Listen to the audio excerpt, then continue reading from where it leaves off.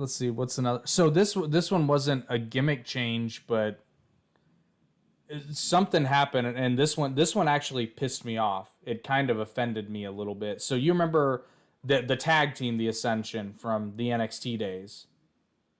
Yeah, I How remember them. how badass they were. Their entrance was badass. They were badasses in the ring. They debut on Raw, and they have the same entrance but with different camera angles and lighting, and it just took it all away. Yep. I knew I right was a then big and fan. there. Yeah, me too. Yeah, It's but just, man. when I watched their first entrance on Raw when they debuted, I knew right then and there, oh, these guys are done. They're fucked. If they're lucky, they'll get sent back to NXT. And it's always the little things that changes. It doesn't work. It's all okay. So here's my this is why I'll tell you one of the main reasons why NXT was so much better than the current WWE main roster. And here's, you touched on it, the little things. There were differences. Everybody's entrance and the main roster, let's be real, other than some slight variations in music, even the typesets are the same and their names on the Titantron now. Like, it all looks relatively the same. Like, everybody's entrance is kind of the same. Here's what gets me the most going to the NXT and then coming up to the main roster thing.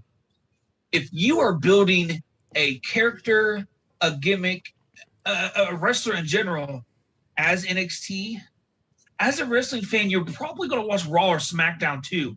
So why carry them from NXT to the main roster just to change them up?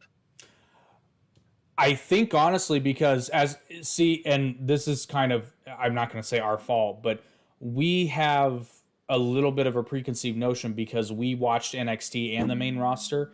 But if you look at viewership, the main roster gets more viewership than, particularly SmackDown, than NXT. There are people who watch Raw and SmackDown that have no idea what's going on in NXT, especially when it was only on the network. So, yeah, but what? Especially.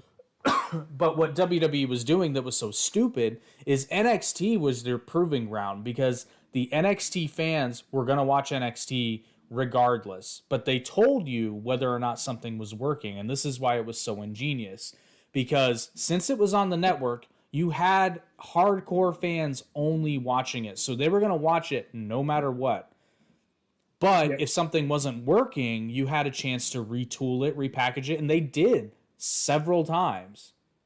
Something wasn't working for somebody, they'd change the gimmick, maybe do a name change. I can't think of one off the top of my head, but Tyler Breeze. Yeah. That too. Yeah. You know, they figured it out. Michael what?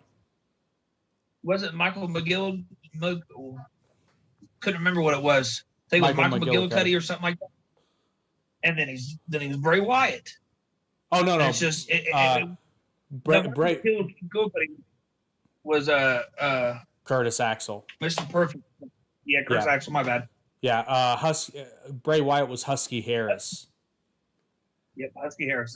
That's what it was. And I'm like, if you rebrand it on NXT and change it up there, and then bring them to the main roster as it, that's fine. But like when you're going to take them from NXT straight to the main roster, and then change their name or change their gimmick, it's why bother? Why would you, like, there's no point in it.